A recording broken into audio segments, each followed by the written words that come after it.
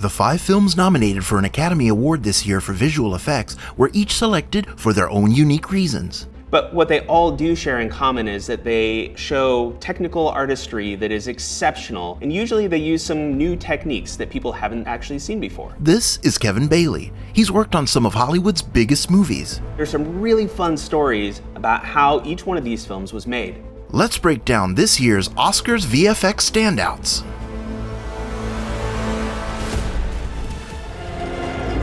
Spider-Man No Way Home has 2,400 visual effects shots in it, which is pretty much every shot in the entire movie, and 12 visual effects studios with thousands of artists all over the world worked to make the film happen. You wonder why credits are so long on movies these days. And you might have thought that Tom Holland was wearing a suit throughout all of his Spider-Man action in the film, and you'd be right. What you probably didn't notice is that that suit was actually replaced in post-production with a suit that had a new design and had to interact with all of the lighting environments that he was in, with all the action that he was in. A real technical challenge that I think they pulled off seamlessly. There were fully digital versions of every character in the film that were built, and some of the characters relied much more heavily on visual effects than others.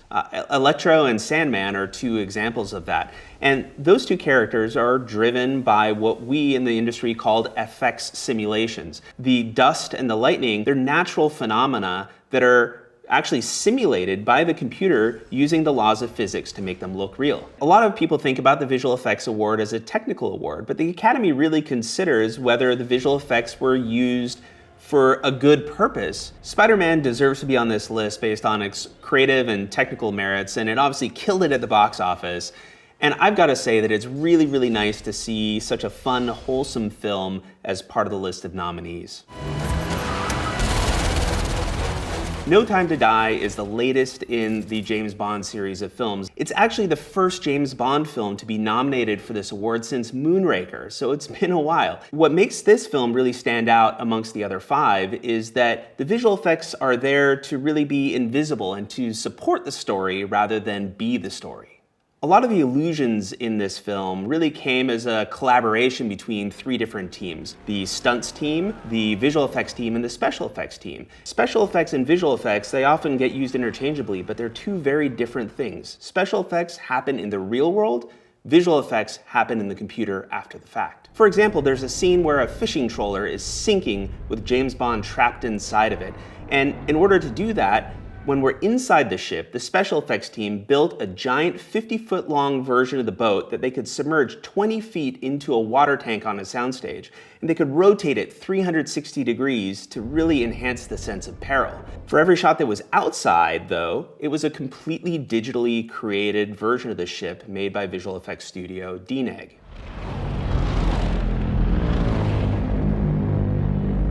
The premise of Dune relies on putting us into a totally fictitious universe, but every aspect of this movie works so well together that we actually believe that it exists and that we're there with Paul Atreides. Everything about how they filmed Dune was really designed to be as if they were shooting the real scene in front of the real camera. For example, whereas a normal movie would use blue screens or green screens behind an actor when they're planning to put a virtual world behind them, they didn't want to do that on this film because blue screens and green screens, they kind of bounce blue or green light onto the actors and it sort of makes them artificial looking. And the artists have to do a lot of work to kind of undo that artificial look. Instead, what they did is they used white or sand-colored screens behind the actors in this film.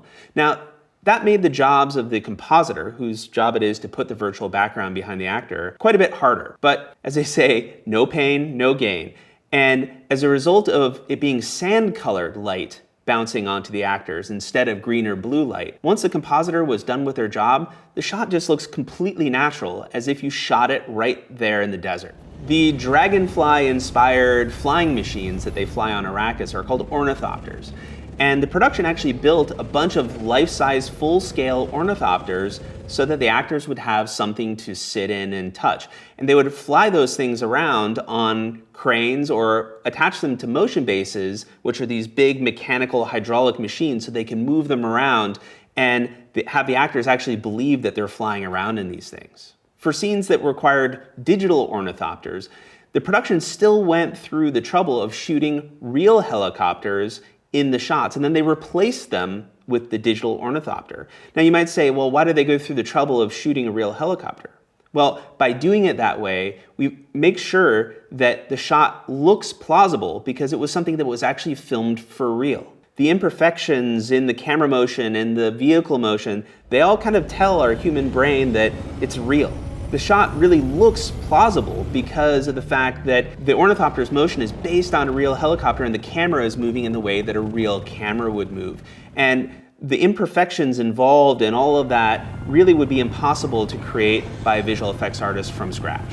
The giant city of Arakin was actually built as if they were designing a real city in that real environment. You notice that there's not a lot of windows in there to keep the heat out. They even went as far as to figure out what the flow of the wind direction, given the surrounding geography, would be, and then placed sand in spots where it would actually naturally accumulate based on that wind.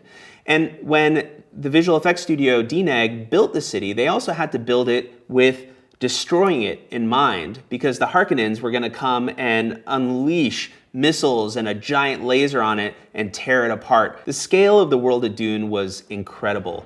And the director, Denis Villeneuve, he was telling me a story about how when he was working with Jessica Ferguson, and she was acting in one of the final scenes in the film where they're facing off against one of these giant sandworms. And he kept directing her to look higher and higher and higher. And, you know, she's a great actress. She did it. But it wasn't until when the final movie was on the big screen in front of her that she came to him and said, oh, now I get why you were asking me to look that much higher. Those things are huge, right? Everything in the world of Dune is giant. So the entire team really had to do what Rebecca was doing on that day. They're imagining in their heads, whether it's the sandworms or the cities or the spaceships, they're having to imagine in their heads how giant all this stuff is when they're filming the actual movie. As the sandworms close in on us, the sand kind of begins to liquefy around the actors. And when I was watching the movie, in this scene in particular, I was wondering, like, how did they do that in the computer? It's so good. And it turns out that they did it for real. The special effects, the physical effects team, they buried a steel plate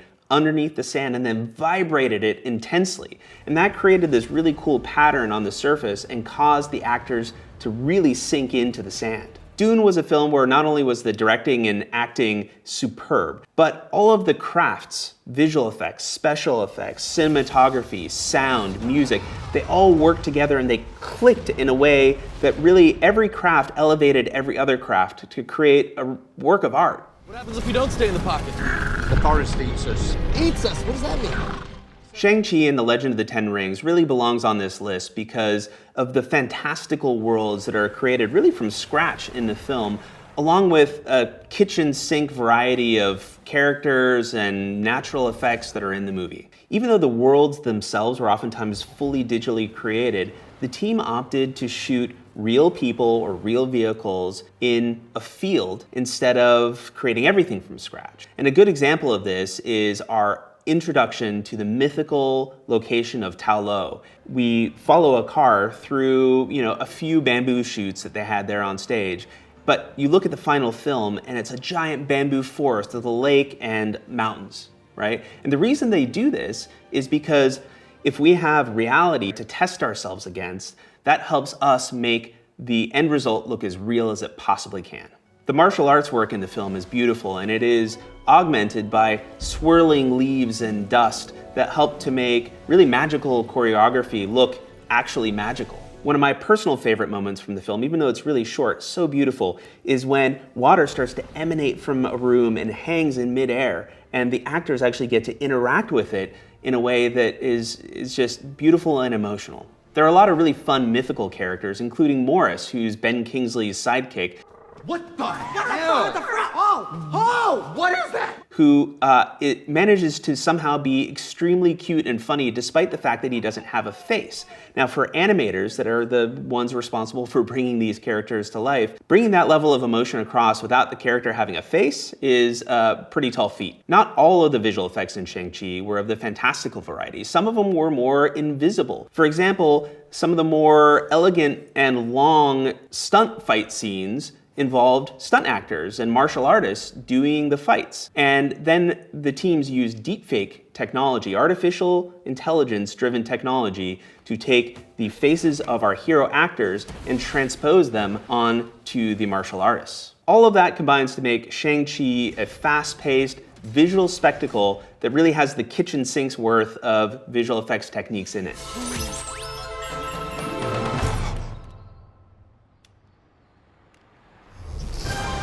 Free Guy, which largely takes place inside of a video game in a fictitious city called Free City, makes some really great deliberate choices to blend the line between reality and the digital in a way that the hero character, whose name is Guy, played by Ryan Reynolds, that he doesn't notice. Everything that's happening around him, no matter how insane it is, buildings are exploding, people are running around on fire, it's just part of his everyday normal experience. And it really creates a unique concept. And that uniqueness is something that the Academy really responds well to when nominating a film like this. Towards the climax of the film, Guy faces off against a super muscular adversary named Dude. The joke is that Dude is a version of Guy. They actually shot a real bodybuilder as a foundation. Visual effects artists got to work on taking footage of Ryan's face and swapping it onto the bodybuilder to create the seamless illusion that Ryan was fighting a muscular version of himself. Free Guy was a great example of a combination of technology and creative choices coming together to make something that we really haven't seen before.